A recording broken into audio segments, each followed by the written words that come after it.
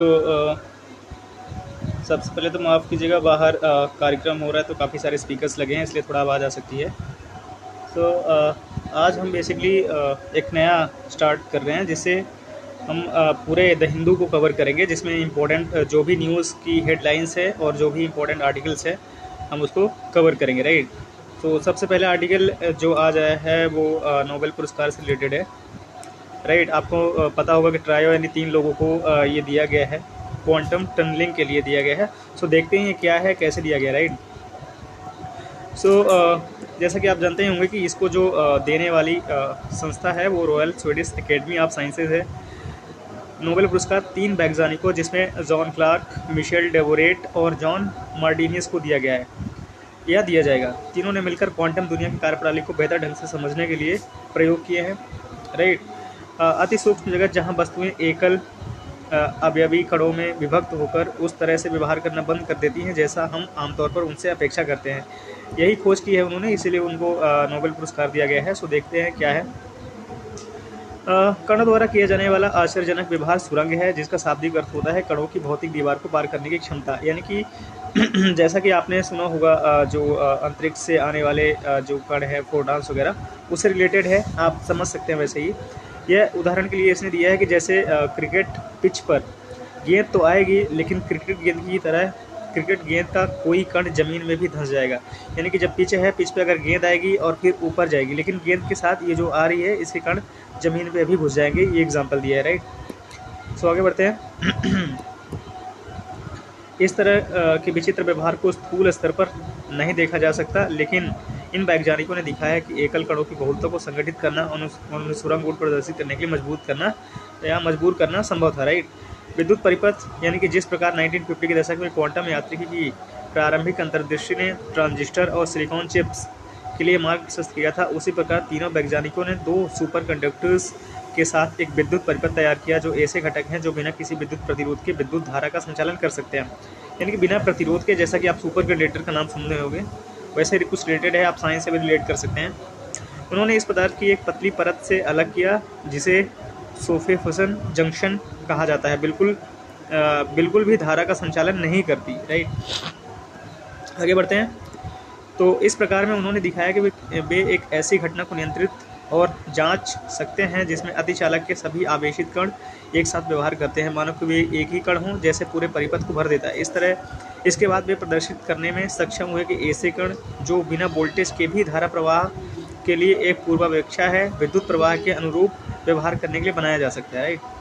Nobel समिति के भौतिकी विभाग के अध्यक्ष जो ओले एरिक्सन है ने कहा कि यह अद्भुत है कि हम सदियों पुराने क्वांटम यांत्रिकी के निरंतर नए आश्चर्यों का जश्न मना पा रहे हैं। यह बेहद उपयोगी भी है, क्योंकि क्वांटम यांत्रिकी सभी डिजिटल तकनीकी का आधार है, इसलिए भी ये इम्पॉर्टेंट हो जाता है एज अ साइंस के लेवल पे। और चूँकि नोबेल शांति पुरस्कार है तो आपको कहीं ना कहीं एग्जाम में पूछे जाने की संभावना है। चलते हैं नेक्स्ट आर्टिकल पे।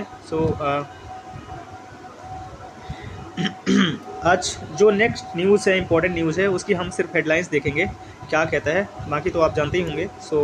बिहार में जो इलेक्शंस हो रहे हैं उस SIR से रिलेटेड है। सुप्रीम कोर्ट ने कहा है कि बिहार की अंतिम मतदाता सूची पर अस्पष्टता को दूर करे। कौन करे? इलेक्शन कमीशन ऑफ इंडिया करे, राइट। शीर्ष अदालत ने कहा है कि नामों को लेकर भ्रम की स्थिति है, अंतिम सूची में वे लोग शामिल हैं जो ड्राफ्ट रोल से हटा दिया गया है, राइट। आगे बढ़ते हैं।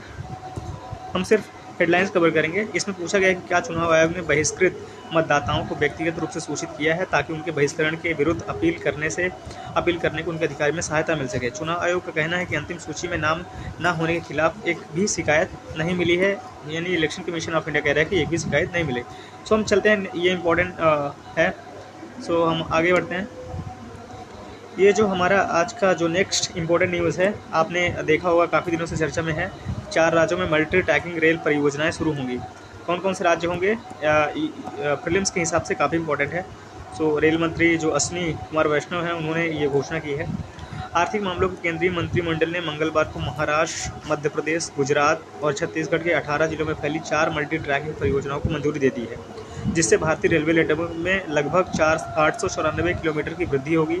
इन परियोजनाओं को 2030-31 तक 24,634 करोड़ की लागत से विकसित किया जाना है, राइट। इम्पॉर्टेंट है, हो सकता है आगे पूछ सकता है। सो यही इंपॉर्टेंट है, बाकी इसमें नीचे फैक्ट्स दिए हैं कहाँ कितना किलोमीटर है, आप वीडियो पॉज करके इसको पढ़ सकते हैं, राइट। चलते हैं नेक्स्ट आर्टिकल पे। हमारा जो नेक्स्ट आर्टिकल है मतलब नेक्स्ट न्यूज़ है वो संयुक्त राष्ट्र में भारत के दूत ने पाकिस्तान की आलोचना करते हुए कहा कि वह अपने ही लोगों पर बम गिरा रहे हैं, राइट। ये तो आपने भी सुना होगा, काफ़ी दिनों से चर्चा में है। और एक जो हेडलाइन है इसकी वो मैं बता देता हूँ। संयुक्त राष्ट्र सुरक्षा परिषद में पाकिस्तान के खिलाफ कड़ा जवाब देते हुए भारत ने सोमवार को अपने पड़ोसी देश को एक ऐसा देश बताया जो अपने ही लोगों पर बमबारी करता है। आप मेंस में इसका यूज़ कर सकते हैं, एग्जाम्पल की तरह यूज़ कर सकते हैं, जो व्यवस्थित नरसंहार करता है, राइट। तो महिला शांति सुरक्षा विषय पर अगर कोई आर्टिकल्स या कोई प्रश्न आता है तो आप इसका एग्जाम्पल दे सकते हैं। नेक्स्ट आगे बढ़ते हैं, देखते हैं सुपर मून क्या है, राइट। ये अभी कुछ दिन पहले ऐसी घटना घटी थी सुपर मून की, इसलिए ये आर्टिकल है। सो देखते हैं क्या कहते हैं। सुपर मून क्या होता है? सुपर मून तब होता है जब पूर्णिया या अमावस्या चंद्रमा के अपनी दीर्घवृत्ताकार कक्षा में पृथ्वी के सबसे निकट पहुंचने के साथ मेल खाती है, राइट। ये एक स्थिति है। कैसी स्थिति है? जब पूर्णिमा या अमावस्या चंद्रमा के अपनी दीर्घवृत्ताकार कक्षा में पृथ्वी के सबसे निकट पहुंचने के साथ मेल खाती है, यानी कि जब चंद्रमा पृथ्वी के सबसे निकट होता है, राइट। इस बिंदु एक बिंदु जिसे ऊपरी या पेरेगी कहा जाता है। चूँकि चंद्रमा की कक्षा एक पूर्ण वृत्ताकार नहीं है, इसलिए पृथ्वी से इसकी दूरी पूरे महीने लगभग 50,000 किलोमीटर बदलती रहती है। जब चंद्रमा अपनी ऊपरी यानी कि पेरेगी के निकट होता है और सूर्य के ठीक विपरीत होता है, तो पूर्णिमा अपने सबसे दूर बिंदु की तुलना में लगभग 14% बड़ी और 30% अधिक चमकीली होती है। यही घटना क्या है? यही घटना सुपर मून है। आपने देखा होगा भी 7 अक्टूबर की रात को सुपर मून दिखाई दिया है, यानी कि आज 8 अक्टूबर है, इसके पहले यानी एक दिन कल यानी कि कल सुपर मून दिखाई दिया था, तथा नवंबर और दिसंबर में 2 बार और दिखाई देगा, राइट। नवंबर और दिसंबर में 2 बार और दिखाई देगा। इसके बाद तो फिर ज्योतिषी हैं, उन्होंने क्या कहा, कैसे कहा, आप वीडियो पॉज करके इसको पढ़ सकते हैं। ये लास्ट पैराग्राफ है इसका।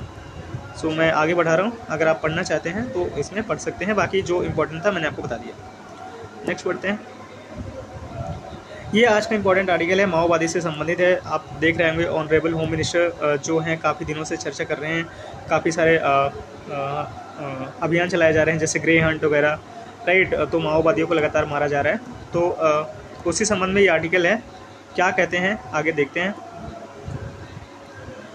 हाल ही में केंद्रीय गृह मंत्री अमित शाह ने माओवादियों के साथ बातचीत की संभावना से इंकार करते हुए कहा कि उन्हें सरकार की लाभदायक आत्मसमर्पण और पुनर्वास नीति को स्वीकार करके हथियार डालने होंगे। उन्होंने कहा कि हम उनसे बातचीत नहीं करेंगे, अगर वो ऐसा करते हैं तभी ऐसा संभव है। उन्होंने दोहराया कि सरकार अगले साल तक माओवाद के उन्मूलन के लिए दृढ़ है और माओवादियों से आत्मसमर्पण करने और मुख्य धारा में शामिल होने का आग्रह किया।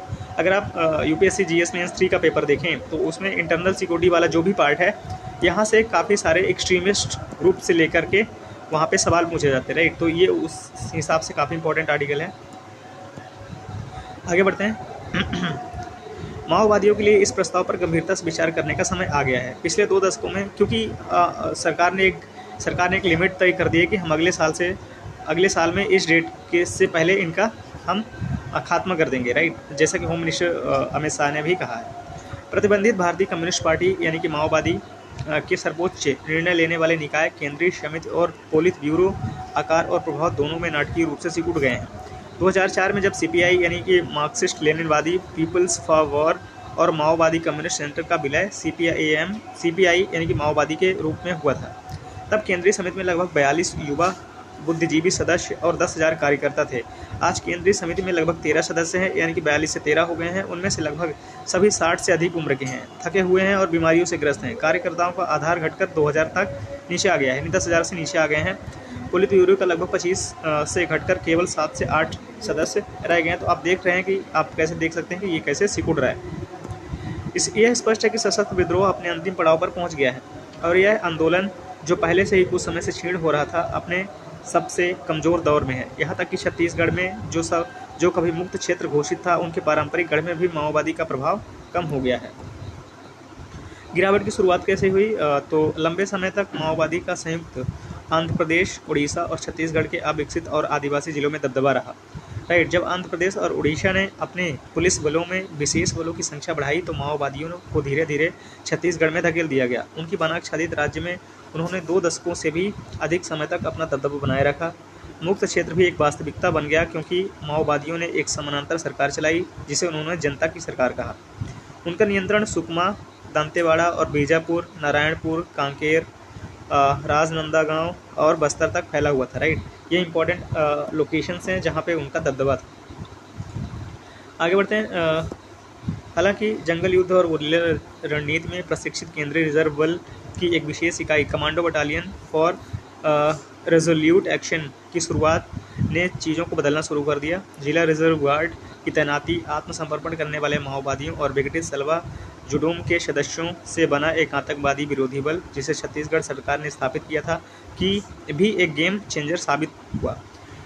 डीआरजी ने ऑपरेशन ब्लैक फॉरेस्ट, कौन सा ऑपरेशन चलाया गया था? ऑपरेशन ब्लैक फॉरेस्ट में एक महत्वपूर्ण भूमिका निभाई। एक मिशन जिसने एक प्रमुख माओवादी गढ़ और करगे गुट्टा पहाड़ियों में माओवादियों के मुख्यालय को नष्ट कर दिया था।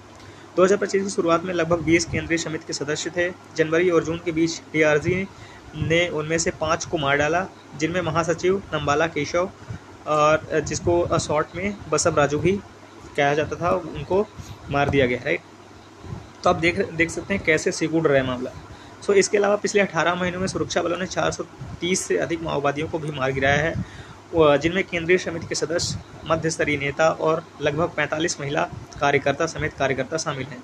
1450 से ज़्यादा माओवादियों ने आत्मसमर्पण किया है और लगभग 1460 को गिरफ्तार किया गया है। इन सभी सफलताओं ने आंदोलनों की सैन्य शक्ति को काफ़ी कम कर दिया है और माओवादियों के बौद्धिक और राजनीतिक आधार को भी कमज़ोर कर दिया है। तो एग्जाम्पल्स हैं, आप इनका इस्तेमाल पेपर में कर सकते हैं। नेतृत्व का कैसे संकट है वो हम देख लेते हैं। माओवादियों के सामने सबसे बड़ा संकट नेतृत्व का है। बसव राजू की हत्या हो चुकी है। आंदोलन ने तनाव को उजागर कर दिया है, यानी कि उनमें तनाव है ही। हालांकि लगभग पूरा सैन्य बल आदिवासी लोगों, खासकर छत्तीसगढ़ के प्रमुख आदिवासी समूह गोंडों से बना है, लेकिन आंदोलन के नेता हमेशा ऊंची जातियों से रहे हैं, खासकर आंध्र प्रदेश और तेलंगाना से।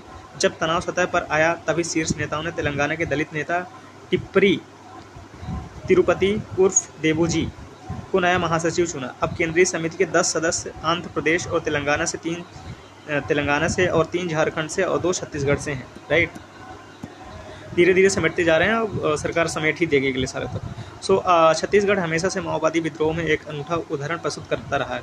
पश्चिम बंगाल, आंध्र प्रदेश या बिहार के विपरीत, जहां आंदोलन भूमि संबंधी मुद्दों पर आधारित और बुद्धिजीवियों द्वारा समर्थित किसानों के नेतृत्व वाले संघर्ष के रूप में हुआ था और फला फूला, छत्तीसगढ़ इस आंदोलन का जन्म स्थान नहीं था।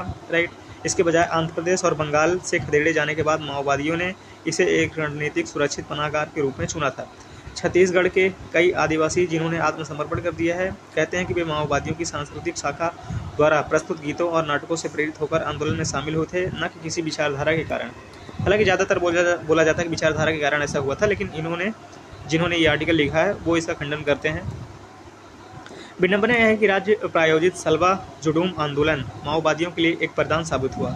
जुडूम सदस्यों द्वारा आदिवासी समूहों पर किए गए अत्याचारों ने कई आदिवासियों को माओवादियों के पाले में धकेल दिया। हालांकि जैसे जैसे दोनों पक्ष हिंसा में लिप्त होते गए, आदिवासी लोग खुद ही गोलीबारी में फंसते गए।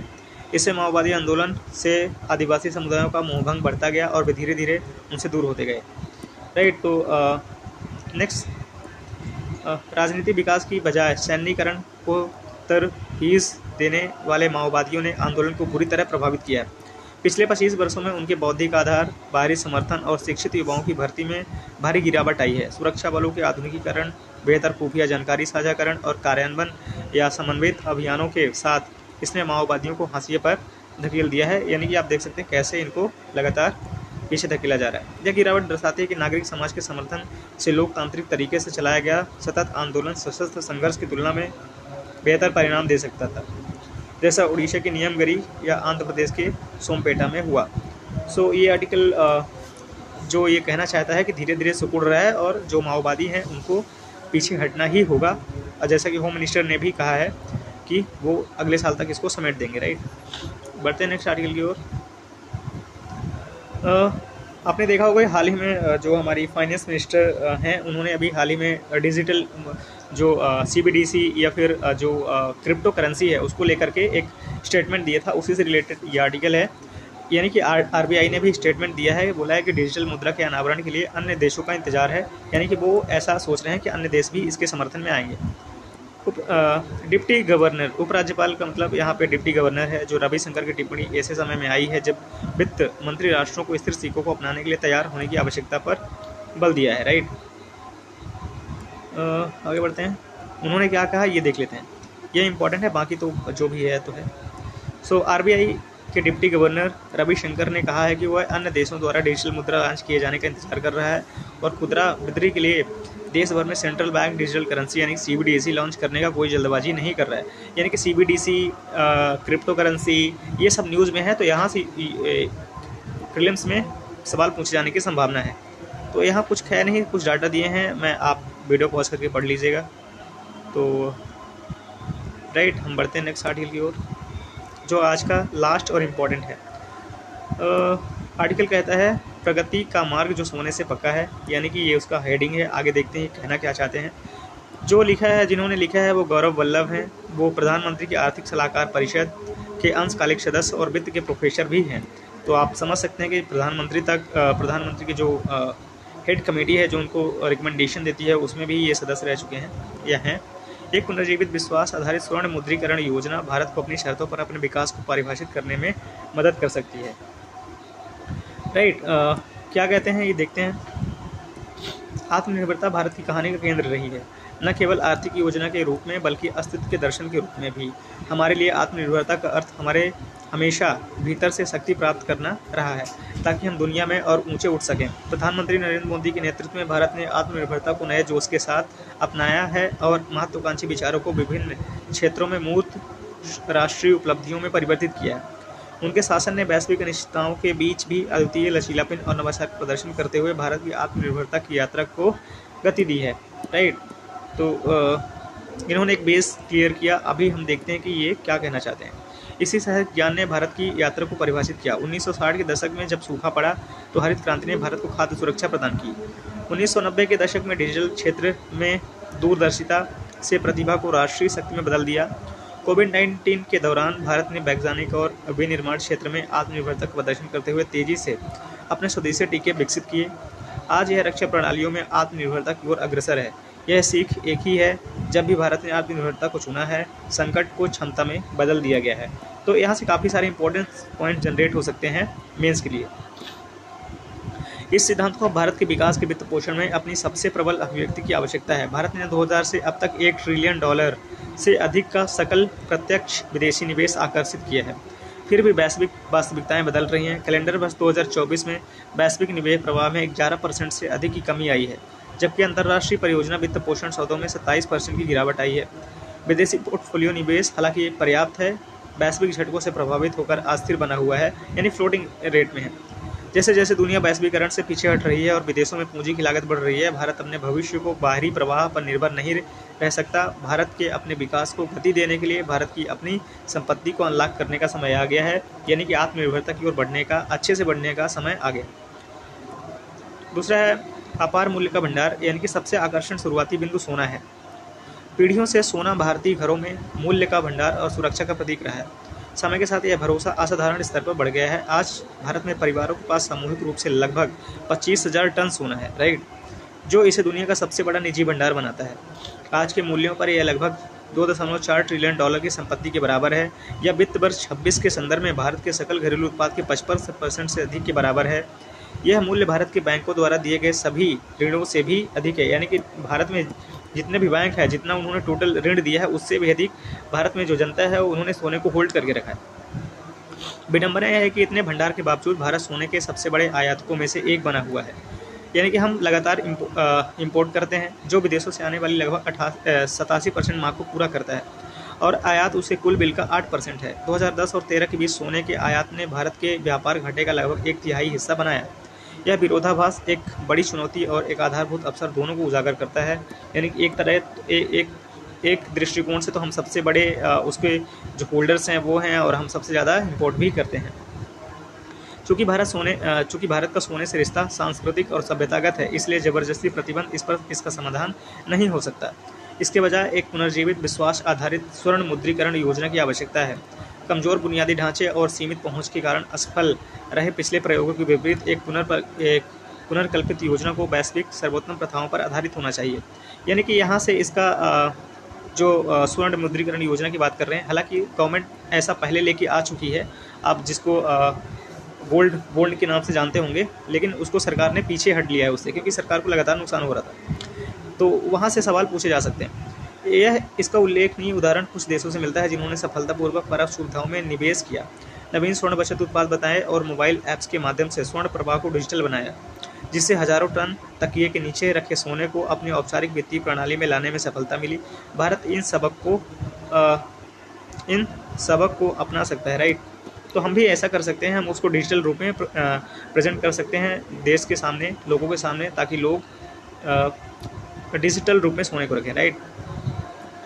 आगे की राह बताते हैं, ये देखते हैं आगे की राह क्या बताते हैं। आगे की राह 3 जरूरी चीज़ों की मांग करती है। पहला, बुनियादी ढांचा देश भर में विश्वसनीय मूल्यांकन के लिए हॉल मार्किंग और शुद्धता परीक्षण केंद्रों का तेजी से विस्तार करना होगा।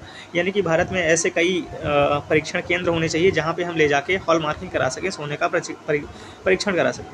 भारत को संग्रहण शुद्धता परीक्षण केंद्रों में एक औपचारिक नेटवर्क की आवश्यकता है। हाल ही में इसने मानकीकृत परीक्षण की पहुंच का विस्तार करना शुरू किया है। पिछले 4 वर्षों में भारतीय मानक ब्यूरो यानी कि जो इंडियन स्टैंडर्ड्स है द्वारा पंजीकृत परख और हॉल मार्किंग केंद्रों की संख्या लगातार दोगुनी हो गई है। फिर भी बाजार एक बड़ा हिस्सा अभी भी अनिश्चित शुद्धता वाले बिना ब्रांड वाले सोने का है, जो अर्थव्यवस्था में सोने के कुशल पुनर्चक्रण को रोकता है, राइट। आगे बढ़ते हैं, दूसरा देखते हैं कि इन्होंने क्या वे फॉरवर्ड दिया है। तो दूसरा ये कहते हैं कि लॉजिस्टिक यानी कि बैंक धन प्रवाह का प्रबंधन कर सकते हैं, जबकि अनुभवी संग्रहण और शुद्धता परीक्षण केंद्र सोने की आवाजाही को सुरक्षित और पारदर्शी तरीके से संभालते हैं।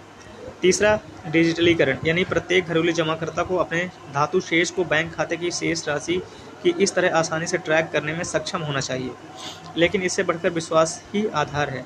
इसे बनाने के लिए हमें जमा राशि पर माल और सेवा कर और अपना शुल्क जांच जैसी बाधाओं को दूर करना होगा। एक सरल, बिना किसी सवाल के बना माहौल सुनिश्चित करना होगा जहां रिटर्न बिना किसी छिपी लागत के सीधे जमाकर्ताओं को वापस मिले। और अगर आगे बढ़ते हैं, अगर इस तरह से संरचना बनाई जाए तो आर्थिक स्थिति अनुकूल होगी। स्वर्ण मुद्रीकरण के माध्यम से जुटाई गई राशि की लागत 4.5% से 6.5% के बीच रह सकती है, जो अंतर्राष्ट्रीय बाजारों से उधार लेने की प्रभावी लागत को कम करता है। अगर भारत के परिवारों को एक छोटा सा हिस्सा भी जुटा लिया जाए तो इसका प्रभाव परिवर्तनकारी होगा। आयात दबाव कम होगा, चालू खाता मजबूत होगा, यानी कि घाटा कम हो जाएगा, और बुनियादी ढांचे विनिर्माण और नवाचार को बढ़ावा मिलने से घरेलू पूंजी का एक विशाल भंडार तैयार होगा। बढ़िया पॉइंट्स है, आप इनको मेंस में यूज़ कर सकते हैं, इकोनॉमिक्स में, राइट।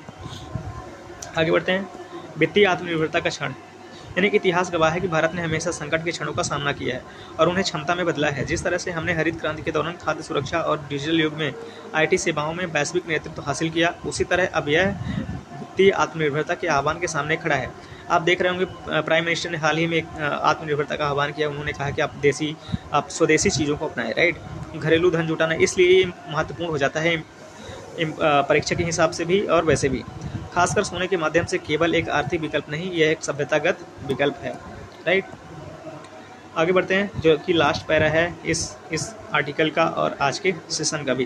यह विश्वास पैदा करने के बारे में है कि भारत अपनी संपत्ति, प्रतिभा और लचीलेपन का उपयोग करके भारत को वित्त पोषित कर सकता है। आगे बढ़ने का मार्ग विश्वास, दूरदर्शिता और दृढ़ संकल्प की मांग करता है, लेकिन पुरस्कार स्पष्ट है। एक ऐसा भारत जो अपनी शर्तों पर अपने विकास को परिभाषित करे, आत्मा और सार में आत्मनिर्भर हो और भविष्य में साहसपूर्वक कदम बढ़ाने के लिए अपनी आकांक्षाओं को भीतर से वित्त पोषित करें, राइट। तो हमने आज के जो भी इम्पोर्टेंट आर्टिकल्स थे, जो भी इम्पोर्टेंट न्यूज़ थी, हमने वो देखा। तो मिलते हैं नेक्स्ट आर्टिकल पे नेक्स्ट डे। Thank you.